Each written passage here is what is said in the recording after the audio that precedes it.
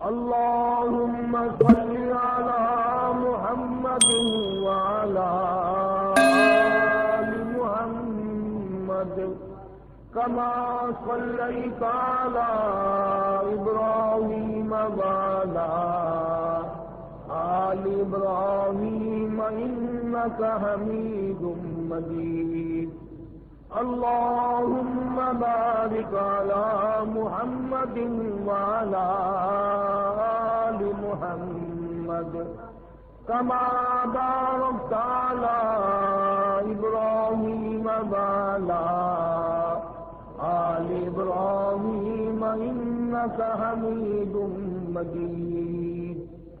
سامعین، تقریر سماعت فرمائیں. مقررہ قاری محمد انیس صاحب. ریکارڈنگ عبدالستار برا GMC. ملنے کا پتہ عمران کرکٹ ہاؤس، امرون حرم گیٹ، ملتان. سیدنا موسیٰ علیہ الصلوۃ والسلام کا مقابلہ کرنے والے فرعون اور ان کے جادوگر جو مقابلے کے لیے آئے تھے، حق سبحانہ و تعالی و تقدس نے ان کو ہدایت عطا فرمائی، اور وہ 2 منٹ میں اتنے پختہ ایماندار بن گئے کہ وقت کے بادشاہ فرعون نے ان کو دھمکی دی کہ ان کے ہاتھ پاؤں کاٹ دو، انہیں سولی پہ لٹکا دو، مگر وہ صاف کہنے لگے کہ ہم اس لیے ایمان نہیں لائے کہ اس ایمان کو چھوڑ دیا جائے. بوٹیاں اڑا سکتے ہو، قیمہ بنا سکتے ہو، پر اللہ کی دی ہوئی ایمان کی دولت اب ہم سے نہیں چھن سکتی.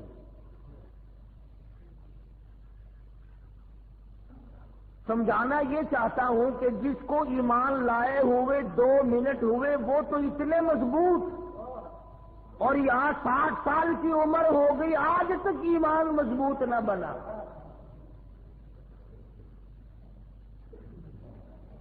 چھٹی کرتے ہیں فرعون کی کہ جو چاہے سزا دو، جو چاہو ہمیں مارو، کچھ بھی کرو، ایمان ہم سے الگ نہیں ہو سکتا. اور انجام کے طور پر کہنے لگے انہ مجرما فإن له جہنم. قربان جاؤں، ان له مجرما فإن له جہنم. ایسا کرنے والا مجرم بن جاتا ہے، گناہگار ہو جاتا ہے، سیاکار بن جاتا ہے، رب العالمین کے یہاں ذلیل و خوار ہو جاتا ہے، تباہ ہو جاتا ہے، برباد ہو جاتا ہے. ان له مجرما فإن له جہنم. ایسا آدمی جہنمی بن جایا کرتا ہے. ایمان ملا اسے ترک کر دیا، ایمان ملا اسے چھوڑ دیا، ایمان کی قدر نہ کی، یقین کو جمایا نہیں، اپنایا نہیں. جیسے ہوا کا جھونکا لگا ادھر کو لڑک گیا، کبھی کفر کر بیٹھا، کبھی شرک کر بیٹھا، کبھی اللہ کی ناراضگی کا سبب بن بیٹھا. کہتا ان له مجرما فإن له جہنم. تحقیق بے شک وہ آدمی مجرم بن جاتا ہے، وہ آدمی اللہ کی نگاہوں میں ذلیل و خوار ہو جاتا ہے، جہنمی بن جاتا ہے. اور کمال کی بات ہے 2 منٹ کے اندر جہنم کا پتہ چل گیا. کہتے ہیں وہ ایسی بری جگہ ہے لا يموت فيها ولا يحيا. کہتے ہیں نہ وہ جینے کی جگہ ہے نہ مرنے کی. ایسی خوفناک جگہ ہے، ایسی وحشتناک جگہ ہے، تباہ کن جگہ ہے. اس طرح سے عذاب ذلیل کرنے والا ملے گا. فرمایا کلما نضجت جلودہم بدلناہم جلود غیرہا لیذوقوا العذاب. آگے آگے چمڑا جلتا جاتا ہے، پیچھے پیچھے نیا بنتا آتا ہے، 70 طے بدستور چل رہی ہیں، چمڑے جل بھی رہے ہیں بن بھی رہے ہیں۔ اسی لیے فرعون کے جادوگر ایمان لانے والے کہتے ہیں لا یموت فیہا ولا یحیا، نہ وہ جینے کی جگہ نہ وہ مرنے کی جگہ۔ وَمَن يَأْتِهِ مُؤْمِنًا فَقَدْ عَمِلَ الصَّالِحَاتِ فَأُولَٰئِكَ هُمُ الدَّرَجَاتُ الْعُلَىٰ۔ اور جو آدمی اللہ پر ایمان لائے، مضبوط رہے، حوادثات آئے، فتنے اٹھے، شرارتیں اٹھے، طرح طرح کی تباہ کن ہوائیں چلیں، جو اس وقت ثابت قدم رہ گیا، اپنے ایمان پہ مضبوطی کے ساتھ جمع رہا، شرک کے نیڑے نہ گیا، کفر کے قریب نہ گیا۔ وَمَن يَأْتِهِ مُؤْمِنًا، جو آدمی ایماندار بن گیا، اللہ کے نزدیکی ہو گیا، قرب والا بن گیا، پروردگار عالم نے جس کو اپنا بنا لیا، فرمایا فَأُولَٰئِكَ هُمُ الدَّرَجَاتُ الْعُلَىٰ، اللہ کے نزدیک ان کی درجات بلند ہو جایا کرتے ہیں۔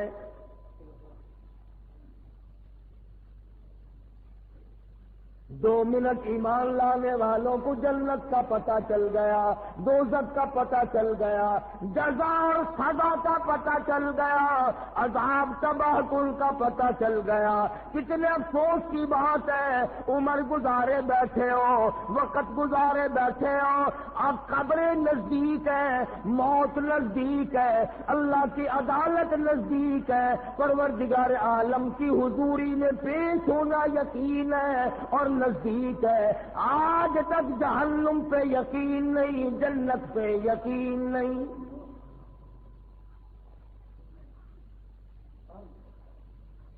موسیٰ علیہ السلام کو دیکھ کر ایمان لانے والے مضبوط، آسے لکڑی کا سانپ بنا ہوا دیکھ کر ایک معجزہ دیکھا، کتنے مضبوط ہو گئے۔ تم کو کالی کملی والے نے لاکھوں معجزے دکھائے، کچے پھرتے ہو۔ انہوں نے صرف ایک معجزہ دیکھا کلیم اللہ کا۔ تم حبیب اللہ کی امتی ہو، تم کالی کملی والے کی امتی ہو، تم محمد عربی صلی اللہ تعالی علیہ وسلم کی امتی ہو۔ لاکھوں معجزات دیکھ چکے، ہزاروں معجزات سن چکے، مگر آج تک کالی کملی والے کے نہ بنے۔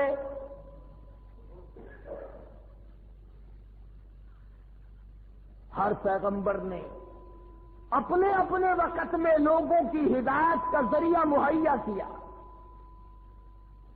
قرآن کریم پہلے انبیاء کی خبریں باتیں اسی لیے بتاتا، دیکھو وہ یوں برباد ہوئے، وہ یوں ذلیل و خوار ہوئے۔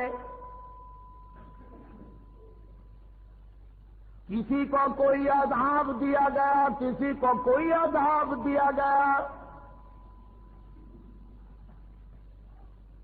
سیدنا لوط علیہ السلام جلیل القدر پیغمبر، اللہ کا نبی، برگزیدہ بندہ، قوم کو سمجھاتے ہیں، قوم کو آگاہ کرتے ہیں، خبردار کرتے ہیں، ہوشیار بیدار کرتے ہیں، قوم مانتی نہیں۔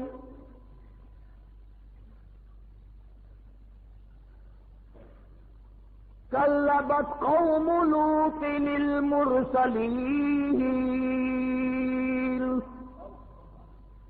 اذ قال لهم اخوهم لوط الا تتقون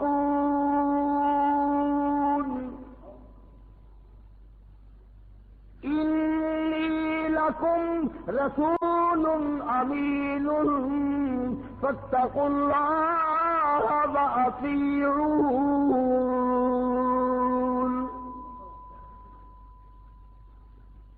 میرا نبی تھا، میرے نبی کو جھٹلایا، میرے پیغمبر کی تکذیب کی،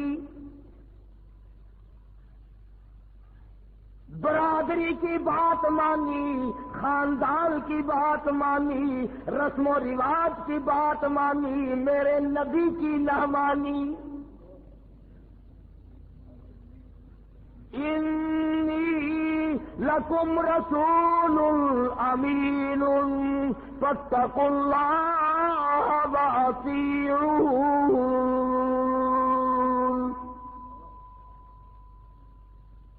میرے نبی نے مجھ سے ڈرایا، اللہ کے عذاب سے ڈرایا، ڈر جاؤ، باز آ جاؤ، تمہارا کوئی خالق و مالک ہے جس نے تمہیں پیدا کیا، وہ تم سے حساب لے گا، زندگی کا حساب لے گا، بدن کا حساب لے گا، آنکھوں کا حساب لے گا، دل و دماغ کا حساب لے گا، کرتوت کا حساب لے گا، دل کا حساب لے گا۔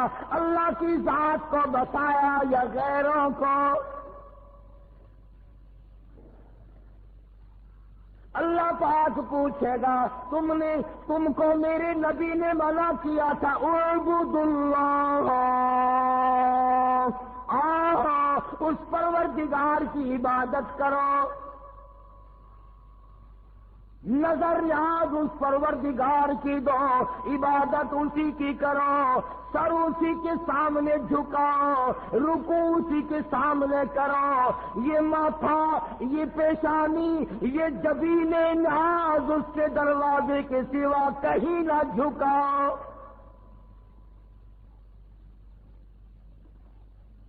ہر نبی کی یہی تعلیم ہے، ہر نبی کا یہی باز ہے، ہر نبی کی یہی نصیحت ہے، ہر نبی کا یہی کاروبار ہے۔ اعبد اللہ، آؤ ایک اللہ کے پجاری بن جاؤ۔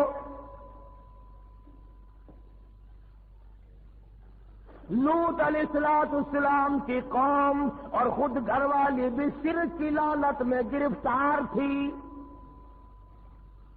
خدا کہتا ہے یہ اتنا بڑا سر تیرا سردار ہے جس میں نے دماغ رکھا ہے، دو جان کی سمجھ رکھی ہے، عقل رکھی ہے، دماغ رکھا ہے، یہ تیرا سر میرے دروازے کے سوا کہیں نہ جھکے۔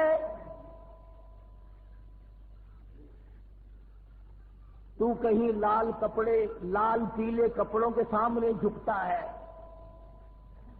یہ فلانے پیر صاحب کا جھنڈا ہے، کالی کملی والی کے سامنے اللہ نے نہ جھکایا، تیرا کپڑا کیا حقیقت رکھتا ہے؟ شرم کرو، اللہ پاک کا دیا ہوا دماغ اور سر ڈھائی آنے کے کپڑے کے سامنے جھکتا ہے، رب العالمین کے سامنے نہیں جھکتا۔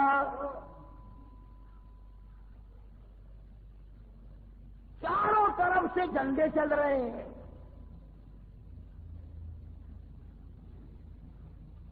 چادریں اڑا رکھی ہیں، بوچھل اٹھائے پھرتے ہیں عورتوں کے۔ آج اگر سیدنا عمر فاروق زندہ ہوتے، خدا جانے ہماری گردنیں کس طرح سے کاٹتے۔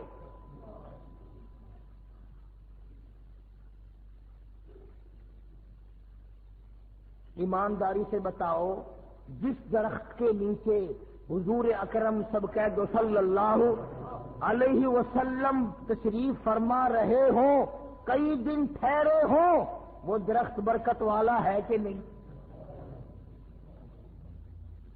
جس درخت کے نیچے علی بیٹھے ہو، ابو بکر بیٹھے ہو، عمر بیٹھے ہو، عثمان، طلحہ، زبیر، سعد، ابی وقاص، 1400 صحابہ جس درخت کے نیچے بیٹھے ہوں، اور جس درخت کے نیچے 1400 صحابہ نے بیعت کی، حضور نے بیعت لی، پیری مریدی پکی ہوئی، طے ہوئی، اور جس پیری مریدی پر، جس بیعت پر خدا اتنا راضی ہوا، فرمایا لقد رضی اللہ، مجھے اپنی کبریائی کی قسم، اذ یبایعونک تحت الشجرہ، بیعت کرنے والے اور بیعت کرنے والوں، مجھے اپنی کبریائی کی قسم میں تم سب سے راضی ہو گیا۔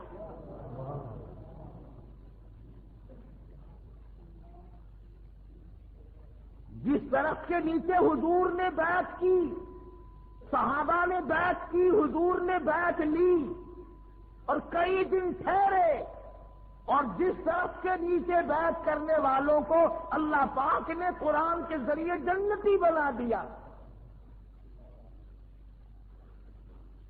حضرت عمر کا زمانہ تھا رضی اللہ تعالی عنہ، لوگ اس درخت کی تعظیم کرنے لگے،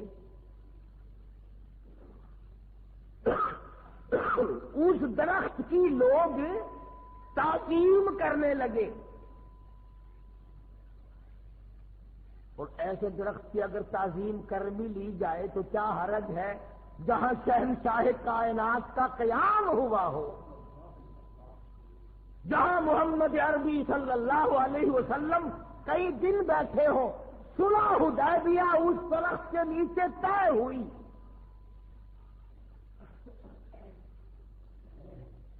کیا کہنا اس درخت کا جہاں ولی، نبی، رسول، امام الانبیاء، اہل بیت، صحابہ، خلفائے راشدین سارے جس درخت کے نیچے بیٹھے ہوں، اس درخت کی عظمت کا کیا کہنا۔ لوگ اس کی عظمت کرنے لگے، تعظیم کرنے لگے۔ فاروق کو پتہ چل گیا، خود تشریف لائے اور لوگوں کو بلا کر اس درخت کو جڑ سے اکھڑوا دیا۔ اس پیڑ کو جس کے نیچے حضور تشریف فرما ہوئے تھے، کئی دن قیام رہا، عمر فاروق نے کھڑے ہو کر جڑ سے نکلوا دیا۔ کسی نے کہا ہے عمر یہ کیا کر رہے ہو؟ فرمایا ہاں ہاں، جس درخت کے نیچے نبی بیٹھا اس کی تعظیم ہوگی اور قرآن کو ٹھوکریں لگیں گی۔ لوگ یہاں شرک شروع کر دیں گے، اس لیے میں نے اس درخت کو جڑ سے اکھڑوا دیا۔ بیت اللہ کو چھوڑ دیں گے، اس کی پوجا چھوڑ دیں گے، اس کا سجدہ چھوڑ دیں گے، یہاں لوگ سجدے شروع کر دیں گے، اس لیے میں عمر اس درخت کو نہیں چھوڑتا۔ حالانکہ اس زمانے میں بدعت کرنے والا کوئی قریب تھا بھی نہیں، شرک کرنے والا تھا ہی کوئی نہیں، لیکن حضرت عمر نے صبح ظاہر کیا کہ ہمیشہ تو صحابہ نہیں رہیں گے، آہستہ آہستہ لوگ بیت اللہ سے پھر جائیں گے، درخت کی طرف دل لگا لیں گے، جڑوں سے اکھاڑ کے پھینک دیا۔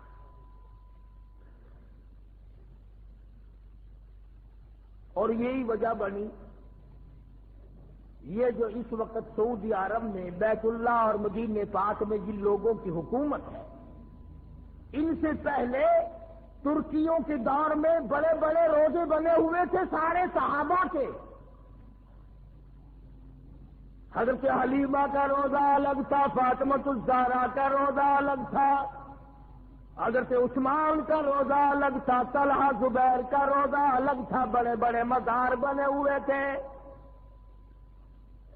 مگر حالت وہی تھی، نہ کوئی حرم نبوی میں عورت ٹھہرتی تھی، بس یا حلیمہ کے دروازے بھی پڑی ہے، یا فاطمۃ الزہرا کے مزار پہ پڑی ہے، یا حضرت عائشہ صدیقہ کے دروازے پہ پڑی ہے، یا حضرت خدیجہ کے دروازے۔ بیت اللہ میں کوئی نہیں، روزے رسول اللہ پہ کوئی نہیں۔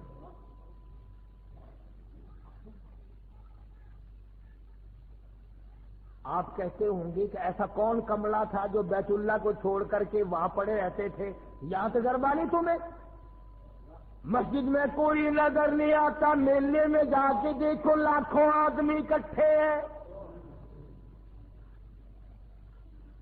مسجد میں آدمی نہیں ملتا۔ جب سے اذان لاؤڈ اسپیکر پہ شروع ہوئی، نمازی مر گئے۔ چاروں طرف جو شرک ہونے لگا وہاں پر خدا نے ایسے لوگ بھیجے کہ انہوں نے وہ مزار ہی اکھاڑ کے پھینک دیے۔ اور اب تو سننے میں یہ آیا کہ جنت البقیع کا دروازہ ہی بند کر دیا، مٹی اٹھا کر چاٹ رہے ہیں قبروں کی۔ حضرت فاطمۃ الزہرا، حضرت صفیہ، حضرت رقیہ، حضرت ام کلثوم، سیدہ حلیمہ رضی اللہ تعالی عنہن اجمعین، حضرت عباس اور بڑے بڑے اکابر صحابہ کی قبروں کی مٹی چاٹ رہے ہیں مرد عورت، نماز نہیں پڑھتے، قرآن نہیں پڑھتے، اللہ کی توحید کو دلوں میں نہیں بٹھاتے، احکام کو نہیں مانتے، قرآن کو نہیں مانتے، قبروں کی مٹی چاٹتے۔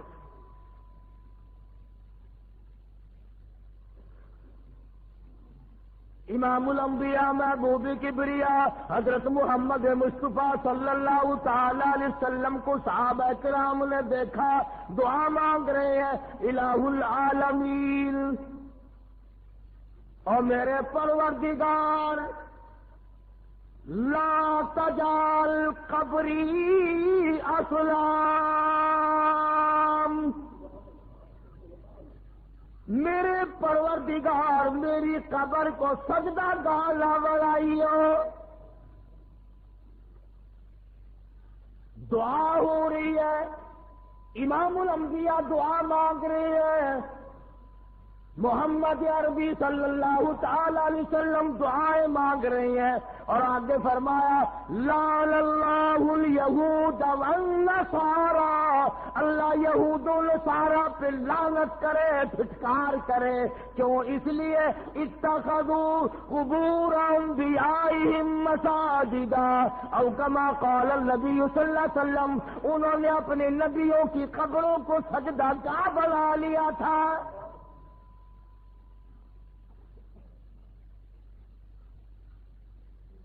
جانتے سارے ہیں، سارے مولویوں کو پتا ہے، سارے پیروں کو پتا ہے کہ اللہ کی ذات کے سوا سجدہ رکوع کسی کو نہیں کیا جا سکتا۔ اللہ پاک نے تو یہاں تک احتیاط فرمایا، وہ جانتا تھا کہ 14ویں صدی کے لوگ اندر کے کالے ہوں گے، دل ان کے کالے ہوں گے، دل ان کے صاف نہ ہوں گے۔ فرمایا میرے بندے، جنازہ چاہے ابو بکر کا ہو، جنازہ عمر فاروق کا کیوں نہ ہو، جنازہ عثمان کا کیوں نہ ہو، جنازہ علی مرتضی کا کیوں نہ ہو، جنازہ فاطمہ الزہرا کا کیوں نہ ہو، جنازہ علی مرتضی کا کیوں نہ ہو، جنازہ امام حسین کا کیوں نہ ہو، جنازہ امام حسن کا کیوں نہ ہو، جنازہ امام زین العابدین کا کیوں نہ ہو، جنازہ خالد سیف اللہ کا کیوں نہ ہو، جنازہ طلحہ زبیر کا کیوں نہ ہو، جنازہ عائشہ صدیقہ کا کیوں نہ ہو، جنازہ ام حبیبہ کا کیوں نہ ہو، جنازہ حضرت صفیہ کا کیوں نہ ہو، پیغمبر کی بیٹی جنازہ رقیہ کا کیوں نہ ہو، جنازہ ام کلثوم کا کیوں نہ ہو، جنازہ شیخ عبد القادر جیلانی کا کیوں نہ ہو، جنازہ بہاء الحق زکریا ملتانی کا کیوں نہ ہو، جنازہ شاہ رکن عالم کا کیوں نہ ہو، جنازہ حافظ جمال کا کیوں نہ ہو۔ فرمایا خبردار، کھڑے ہو کے نیت باندھ، کھڑے کھڑے سلام پھیر دے، بیچ میں رکوع سجدے کی کوئی اجازت نہیں۔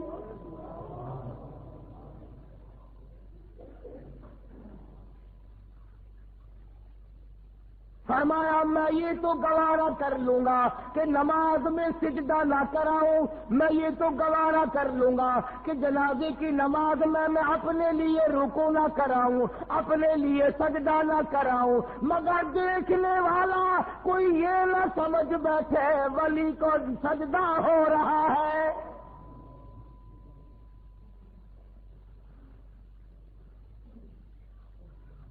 کوئی یہ نہ سمجھ لے خطب کے سامنے جھکے ہوئے ہیں، ابدال کا سجدہ ہو رہا ہے، غوث کا سجدہ ہو رہا ہے۔ فرمایا او لوگوں، جب کہ ولی کا جنازہ سامنے رکھا ہوا تھا، خطب کا جنازہ سامنے تھا، ابدال کا جنازہ سامنے تھا، صحابی کا جنازہ سامنے تھا، نبی کی بیٹی کا جنازہ سامنے تھا، ام المومنین کا جنازہ سامنے تھا، جب تو میں نے سجدہ نہ کرنے دیا نہ تو نے کیا، اور جب وہ 6 گز زمین کے اندر چلے گئے اب سجدہ کیوں؟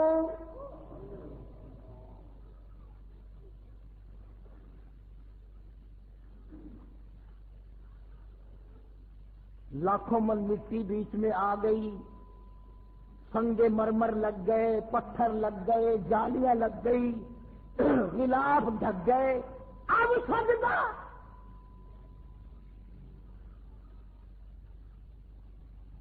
فرمایا یہ تمام یہ حق تو میرا ہے، یہ حق میرا ہے، ناحقی نہ کرو، ظلم نہ کرو، بے انصافی نہ کرو، سجدہ میرے لیے۔ فرمایا سارا جہان تیرے لیے، ہر پیغمبر کی یہی تعلیم ہے۔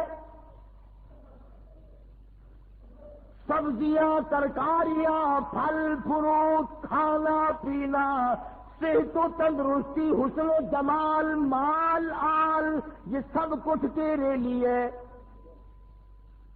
کھیتیاں سرسبز ہے تیری غذا کے واسطے،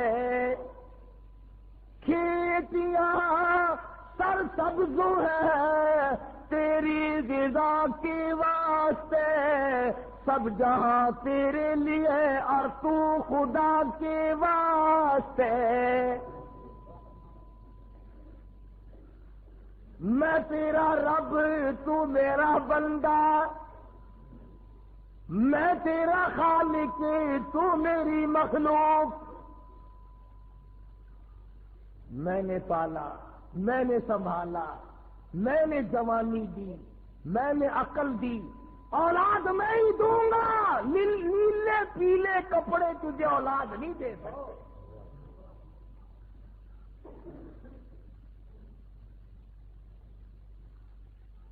ہر پیغمبر نے یہی تعلیم دی۔ یہ سیدنا لوط علیہ السلام کھڑے ہیں، اپنی قوم کو بار بار متنبہ کرتے ہیں، لوگوں پیغمبر کس پیار سے اپنی طرف بلا رہے ہیں۔ میرے بھائیوں، او میری برادری، او میرے خاندان کے لوگوں، او میرے تائے چچو، آؤ میری بات سنو۔ فما كذب قوم لوط المرسلين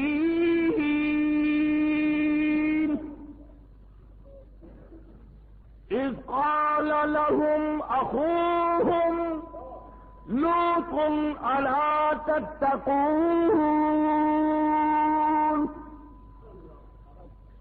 میرے بھائیوں، میری برادریوں، میرے خاندان کے لوگوں، میرے عزیزوں، میرے رشتہ داروں، میرے دوستوں، کس پیارے انداز سے اللہ کا نبی بلا رہا ہے۔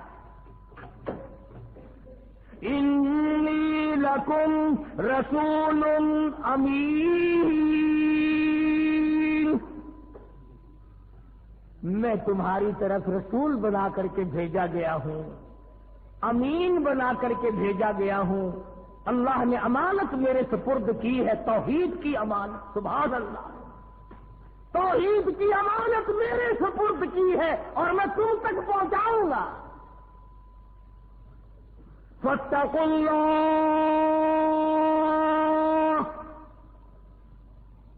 ڈر جاؤ اللہ سے۔ نبی کہتا ہے، رسول کہتا ہے، پیغمبر فرماتے ہیں، ڈرو اس پروردگار سے جس کے قبضے میں ذرہ ذرہ ہے، جس کے قبضے میں پتا پتا ہے، جس کے قبضے میں قطرہ قطرہ ہے۔ ڈرو اس پروردگار۔ فاتقوا اللہ واطیعون،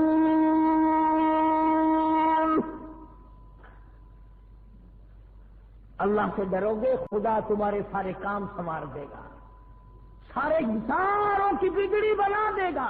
نبی خدا کا تعلیم دے رہا ہے، تبلیغ کر رہا ہے، اور کہتا او لوگوں، اس تبلیغ کی میں تم سے مزدوری کچھ نہیں مانگتا۔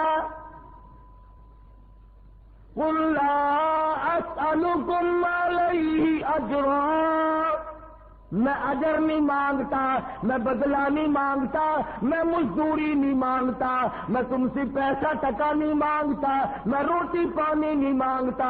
ان اجری الا علی رب العالمین،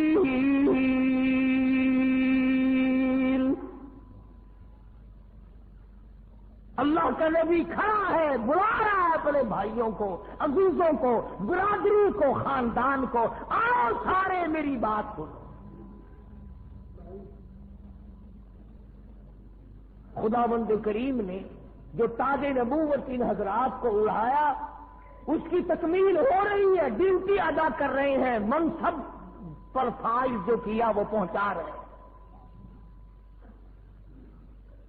سیدنا لوط علیہ السلام کی قوم بات تو کیا آتی، شرک میں تو گرفتار تھے ہی، ایک اور بیماری میں مبتلا ہو گئے،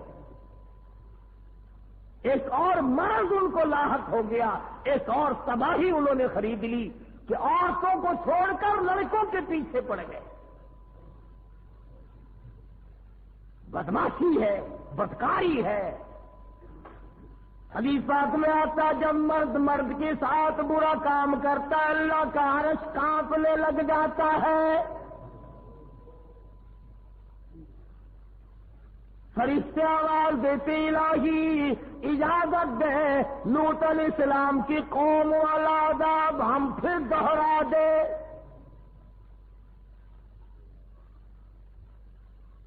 اللہ کا نبی کھڑا ہے، سمجھاتا ہے، مانتے نہیں ہیں، بیماری پھیلتی چلی گئی، مرض بڑھتا چلا گیا، مرض بڑھتا گیا، جوں جوں دوا کی، اللہ کے نبی نے جو تبلیغ کی، جو سمجھایا، جتنا آگے خبردار کیا اتنی بگڑتے چلے گئے۔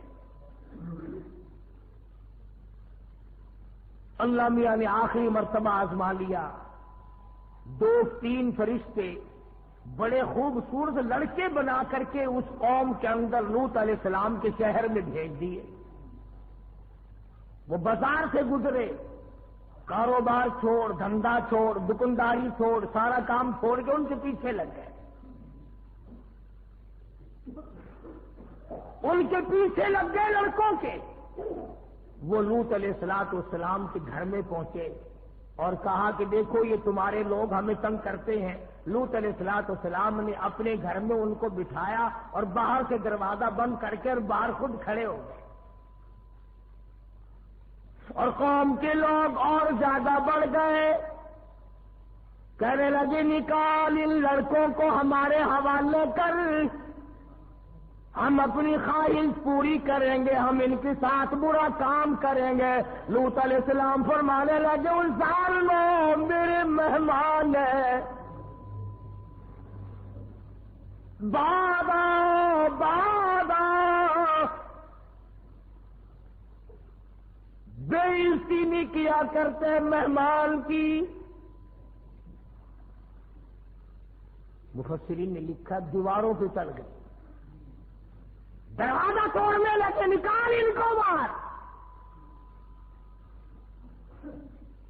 سیدنا لوط علیہ السلام کو خبر نہیں یہ لڑکے ہیں یا فرشتے ہیں، لڑکے سمجھ رہے ہیں کہیں سے میرے مہمان آئے، فرمانے لگے لوگوں جانے دو بعد آؤ۔ فرمایا قال یا قوم،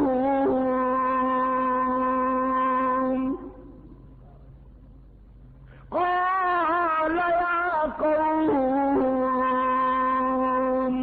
او میری قوم کے لوگوں، او میرے بھائیوں، او میرے رشتے داروں، ہؤلاء بناتی اطہر لکم، تمہارے گھروں میں میری بیٹیاں موجود ہیں، عورتیں موجود ہیں، ان سے اپنی حاجت روائی کرو، ان سے اپنی خواہش کو پوری کرو، جاؤ میرے مہمانوں کو نہ ستاؤ، قربان جاؤ نبی پر، کافروں کی بیٹیوں کو اپنی بیٹیاں بنایا ہے، میری بیٹیاں۔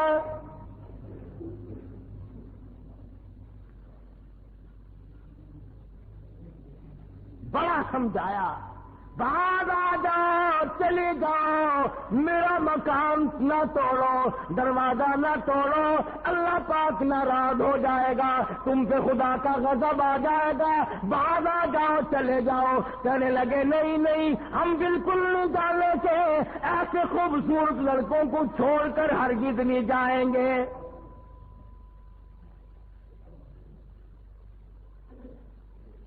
سیدنا لوط علیہ السلام نے بڑا سمجھایا، ہاتھ باندھے، منتیں کی، بڑے بڑوں کی، سرداروں کی، چودھریوں کی ملتیں کی، بڑا بڑا سرمایہ داروں کی ملتیں کی، اندازہ لگا نبی خصامت کر رہا ہے، کفر اوپر کو چڑھ رہا ہے۔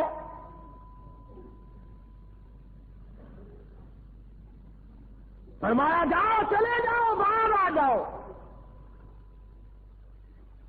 کچھ جو ظالم قسم کے تھے، جو بدبخت اور شقی تھے، جو بہت زیادہ شیطان تھے، انہوں نے پیغمبر کو گھسیٹنا شروع کر دیا۔ اللہ کے نبی کو دھکے دیے، ہٹے طرف دروازے سے، دروازہ روک کے کھڑا ہے، صبح سے یہ وقت آ گیا، ہٹتا نہیں ہے۔ اب اللہ کا نبی ایک بات کہتا ہے، قرآن مجید نے وہ نقل کی ہے۔ سیدنا لوط علیہ السلام نے رونا شروع کر دیا، جب گھسیٹنے لگے تو رو پڑے اور فرمایا قال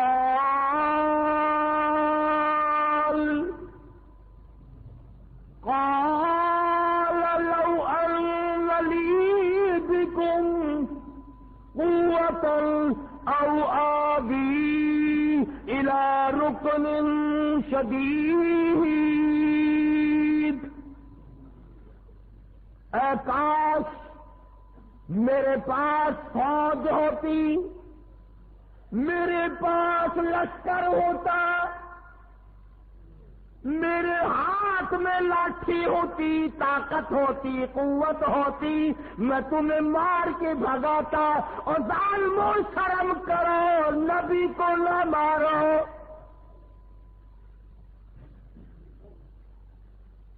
اللہ کے پیغمبر کو نہ مارو، خدا کے نمائندے کو نہ مارو۔ لوط علیہ السلام کو مارنا شروع کر دیا، گھسیٹنا شروع کر دیا۔ ادھر اللہ کے نبی نے رویا، رو دیا، ادھر آنسو پڑے، ادھر آواز آئی مکان کے اندر سے، قالوا یا لوط،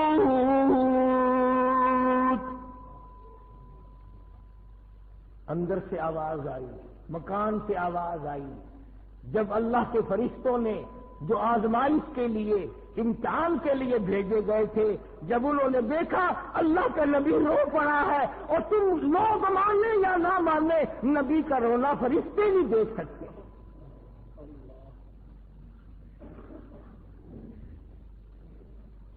اندر سے آواز آئی قالوا یا لوط انا رسول ربک،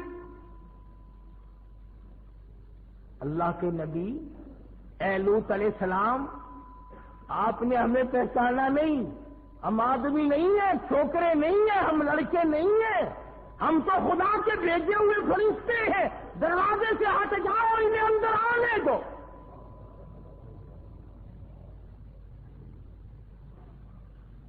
چھوڑ دو دروازہ، اور آپ ایسا کریں، اپنے اہل و عیال کو ساتھ لیں، بیوی بچوں کو ساتھ لیں، 2 منٹ کے اندر بستی سے باہر چلے جاؤ، ہم تو اس بستی کو برباد کرنے آئے ہیں۔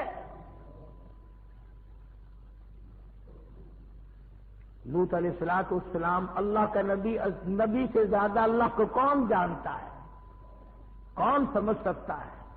لوط علیہ السلام فوراً کھڑے ہوئے اور اپنے بال بچوں کو سنبھالا، جلدی کرو، باہر نکلو، بستی کے ساتھ کچھ اور ہونے والا ہے۔ نبی جانتے تھے کہ خدا کا غضب آ گیا، جلال آ گیا، اب نبی کا رونا خدا نہیں دیکھ سکتا۔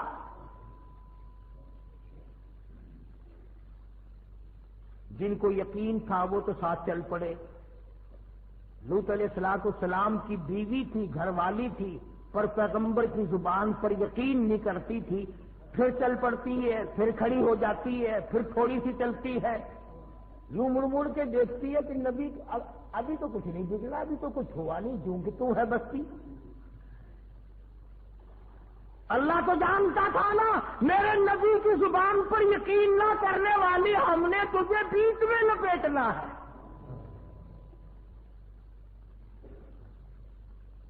اس لیے خبردار کر دیا کہ بعض آدمی اگر سے گناہ نہیں کرتا مگر یہ یقین کرنا چاہیے کہ گناہگار کے لیے سزا ہے، بربادی ہے، اگر یہ یقین نہیں تو ساتھ لپیٹا جائے گا۔ لوط علیہ السلام اپنے بال بچوں کو لے کر کے ابھی بستی سے کچھ دور گئے تھے، شہر سے کچھ دور گئے تھے، قوم سے الگ ہوئے تھے کہ ان فرشتوں نے اس زمین کو اس طرح سے کاٹ لیا زمین سے جس طرح نرسری والے پیڑ کو کاٹ کر الگ کر لیتے ہیں۔ اور یہ میری بات نہیں، کسی فرقے اور جماعت کی بات نہیں، فرمایا قالوا انا ارسلنا الى قوم مجرمین لنرسل عليهم حجارة من طين مسومة عند ربك للمسرفين فأخرجنا من كان فيها من المؤمنين۔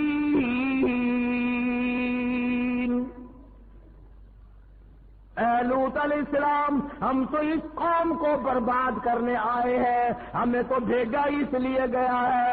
اب زمین سے یہ ٹکڑا الگ ہو گیا، بستی کٹ گئی، شہر کٹ گیا، یہ علاقہ الگ کٹ گیا، یہ قوم کٹ گئی، بدماشی کا مزہ ان کو چکھایا جائے گا۔ اب خدا کا قرآن کہتا ہے زمین سے کٹ گیا ٹکڑا، آسمان کی طرف ٹکڑا جا بھی رہا تھا اور آسمان سے پتھروں کی بارش بھی ہو رہی تھی۔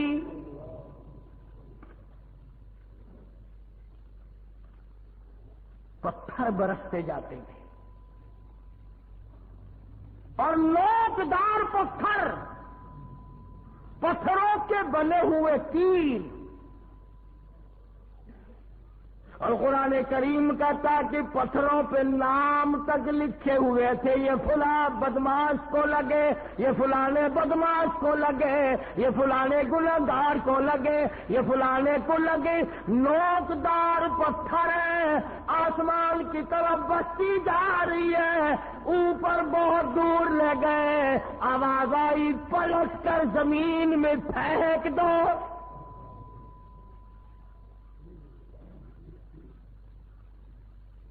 عورتیں مر گئی، بچے مر گئے، ساری قوم برباد ہو گئی۔ فرمایا وَتَرَكْنَا فِيهَا آيَةً لِّلَّذِينَ يَخَافُونَ الْعَذَابَ الْأَلِيمَ۔ جب میں عذاب دیا کرتا ہوں، کون میرے عذاب کو روک سکتا ہے؟ میرے قہر کو کوئی نہیں روک سکتا، میرے غضب کو کوئی نہیں روک سکتا۔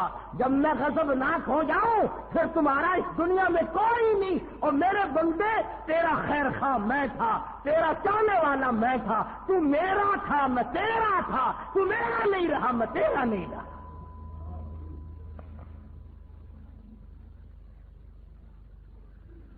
پیغمبر کی تعلیم کی قدر نہ کی، پیغمبر کی نصیحت سے کان نہ دھرا، پیغمبر نے بتیرا بلایا، بتیرا سمجھایا۔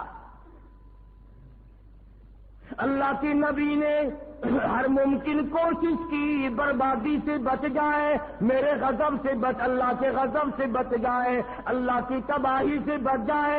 اگر اس کے عذاب آ گیا پھر ٹلے گا نہیں۔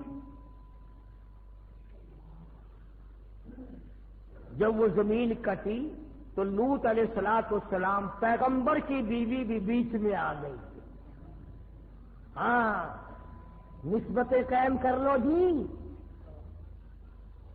فلانے بن جاؤ، فلانے بن جاؤ، یوں ہو جائے گا، یہ ہو جائے گا، وہ ہو جائے گا۔ اللہ پاک فرماتے ہیں جس چیز کو مٹانے کے لیے میں نے 1,24,000 انبیاء بھیجے، وہی چیز آج تم پھر پیدا کر رہے ہو۔ وہی شرک، وہی بدعت، وہی کفر کی لعنت۔ جب تک عقیدہ نہیں بنتا، اعمال کی جڑیں نہیں بن سکتی۔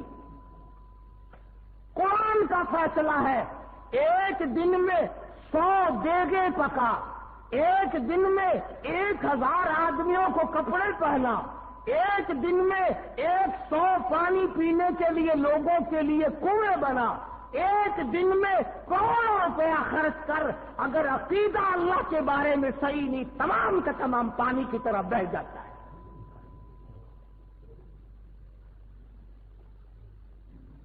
پہلے عقیدہ صحیح کر، پھر بات بنے گی۔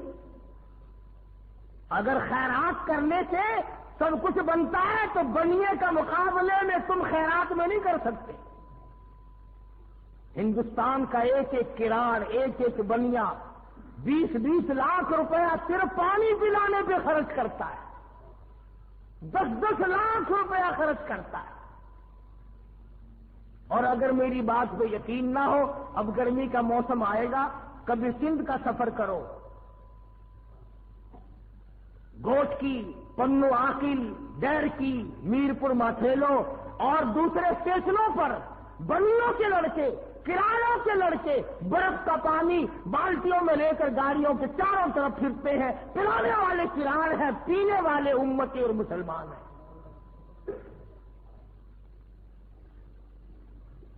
لیکن ان کی خیرات کا بدلہ دنیا ہی میں اللہ پاک دے دیتا ہے، آخرت میں کوئی حصہ نہیں۔ کیوں؟ لا الہ الا اللہ محمد الرسول اللہ صلی اللہ علیہ وسلم کرنے والی جڑ مضبوط نہیں۔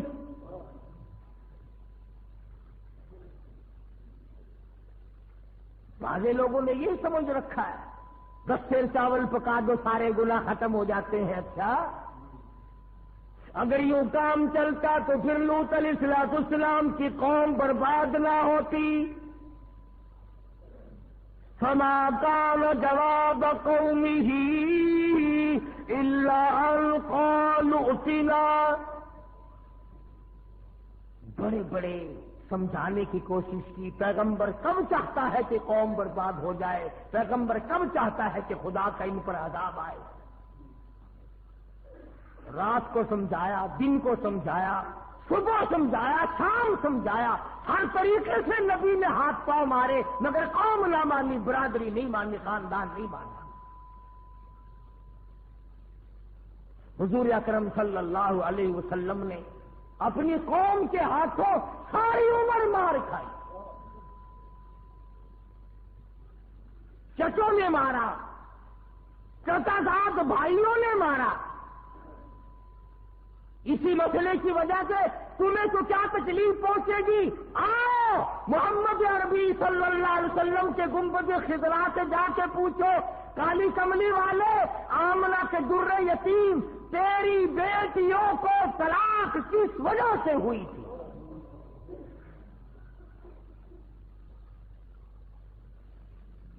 کیا وقت ہوگا جب ابو لہب کے لڑکے دونوں آئے اور آپ کی کہنے لگے، محمد صلی اللہ علیہ وسلم، ہم تیری بیٹیوں کو اپنے سے الگ کرتے ہیں، تیرا عقیدہ اور ہے، ہمارا عقیدہ اور ہے، تو ایک کا پجاری، ہم کئیوں کے پجاری، تیرا ایک خدا، ہمارے کئی خدا۔ بیٹیوں والے اس بات کو سمجھتے ہیں، جن کو اللہ نے کئی کئی دھی دے رکھی ہیں، کہ دھیوں کے دکھ کتنے سخت ہوا کرتے ہیں۔ پھر امام الانبیاء، شہنشاہ کائنات، سردار دو جہاں کی بیٹیوں کو طلاق ہو جائے، وہ نبی جس نے پتھر کھا کر کبھی بد دعا نہ دی، جس نے گالی کھا کر کے کبھی بد دعا نہ دی، جس کو پہاڑ کی غار میں دھکا دے کر گرا دیا گیا تو بد دعا نہ دی، پہاڑ کے درے میں بیٹھے تھے، ابو جہل نے سر میں پتھر مارا، لہو دور جا کی دھار پڑی، بد دعا نہ دی، لیکن بیٹیوں کے بارے میں کلیجے کو اتنا دکھ پہنچا، فرمایا جا میرا خدا تجھ پہ کوئی کتا مسلط کرے۔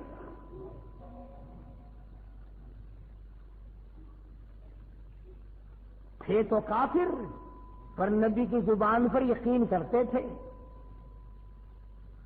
ابو لہب کے دونوں لڑکوں کو تھڑکا لگ گیا، کانپتے کانپتے گھر گئے. ابا نے پوچھا کام کری آئے کہ کر تو آئے پر خیر کوئی نہیں. کافر کہہ رہے کافر. ابو لہب کہنے لگا کیا بات ہے؟ اس نے کہا 12-13 برس ہو گئے رات دن مارتے مارتے گھسیٹتے گھسیٹتے، پر آج سے پہلے اس زبان سے کبھی بد دعا نہیں نکلی. آج ہمارے لیے بد دعا نکل گئی، کام بگڑ گیا. تھا تو دشمن چچا لیکن سمجھدار تھا. اس نے بھی یہ نہیں کہا چھوڑو چھوڑو، روزانہ تو ہم اس کو مارتے ہیں، کیا ہو سکتا ہے، کیا بگڑے گا. یوں لکھا علماء نے ابو لہب رونے لگا. پڑوس کے لوگ آئے، وہ کہنے لگے سردار کیا ہوا؟ قریش کے چودھری تجھے کیا ہوا؟ کہنے لگا خیر نہیں. اس نے اب کوئی جنازہ نہیں، کوئی میت نہیں، کوئی مرا پڑا دکھائی نہیں دیتا، آگ لگی ہوئی نہیں، نقصان کچھ نہیں، تم رو کیوں رہے ہو؟ ابو لہب کہنے لگا اس سے بڑھ کر کیا آگ لگے گی مکے کے اس امین نے میرے بچوں کو بد دعا دے دی.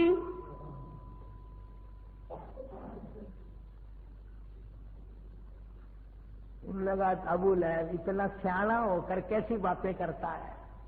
روز تو آپ اس کو مارتے ہیں، اس کے ماننے والوں کو تھوڑا مارتے ہیں، کیا ہے اس کے پلے؟ کچھ نہیں بگڑے گا.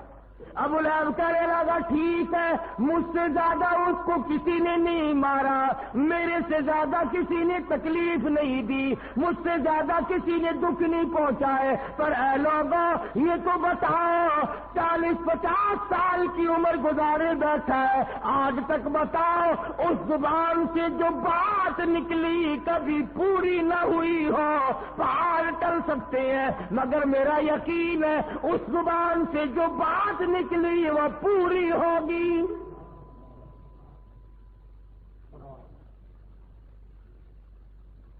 آج میرا تیرا تو یہ یقین بھی نہیں کہ حضور کا فرمان پکا ہے، سچا ہے، حق ہے. اور یہ پرانی کتابیں ہو گئی، پرانا دین ہو گیا، پرانا اسلام ہو گیا، اب تو کوئی نیا اسلام چاہیے. اب پرانے دین پر کیا چلنا ہے؟ عورت کا یقین نہیں، مرد کا یقین نہیں، دکاندار کا یقین نہیں، ڈاکٹر کا یقین نہیں، افسر کا یقین نہیں، چھوٹے بڑوں کا یقین نہیں، مرد عورت کا یقین نہیں. اگر ابو لہب کافر جتنا بھی یقین ہو جائے بات بنتی ہے. تجارت کے لیے چلا، ابو لہب نے بیٹے ساتھ لیے، شام ہو گئی، راستے میں کہنے لگا قافلے والوں کرم کرو مجھ پر، رحم کرو مجھ پر، میری بات سنو. تمہیں معلوم ہونا چاہیے مکے کے نبی نے میرے بچوں کو بد دعا دے رکھی ہے، ساری رات ان کی حفاظت کرو، خیر نہیں. سارے سامان کا ٹبا بنایا، ٹیلا بنایا، اوپر دونوں لڑکوں کو سلایا، چاروں طرف لوگوں کو سلایا، ہوشیار کیا، بیدار کیا. آواز آئی اور جنگل کے شیر آ جا، آج تیری باری ہے.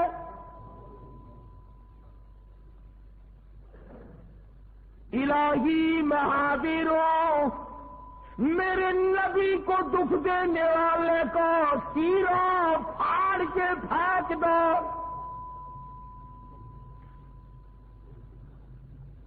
شیر آیا، چاروں طرف پھر رہا ہے، پہاڑ کے سامان کے،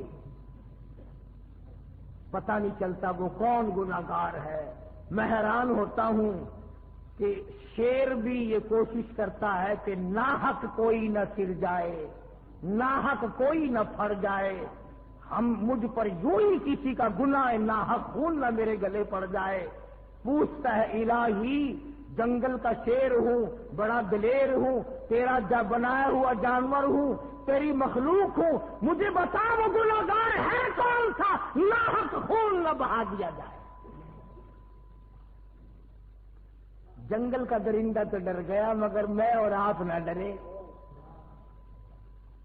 ہم نہ ڈرے، بھائی کا خون بہاتے نہ ڈرے، چچے کا خون بہاتے نہ ڈرے، ماما کا قتل کرتے ہوئے نہ مرے، سالے اور بہنوئی کو قتل کرتے ہوئے کبھی نہ ڈرے۔ اور پھر امتی کا امتی جنت کا ٹھیکیدار بنا پھرتا ہے۔ ظلم کرتے ہوئے سوچتے نہیں کہ کیا اثر ہوگا، کہاں اثر پڑے گا، کہاں یہ بات پہنچے گی۔ آج کسی کی مثل ہے، تیرے ہاتھ میں ہے، آج فیصلہ کرنے والا تو ہے، کل کو مثل تیری ہوگی، عدالت دوسری ہوگی۔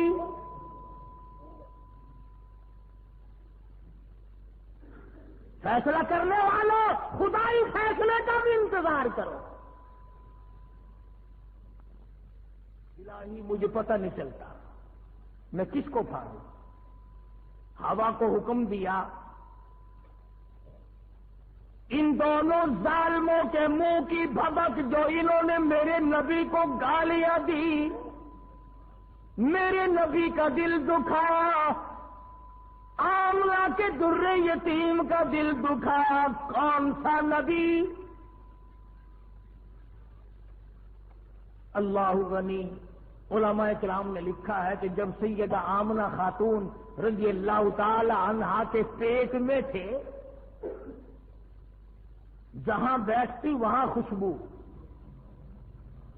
جس جگہ سوتی وہاں خوشبو کے ہلے، غسل خانے میں جاتی وہاں خوشبو۔ کون سی دکان سے لائی؟ حضرت آمنہ خاتون رضی اللہ تعالیٰ عرض کرنے لگی، امی جان میں خوشبو کس کے لیے لگاؤں؟ 8 مہینے ہو گئے، سہاگ گزر گیا، 8 مہینے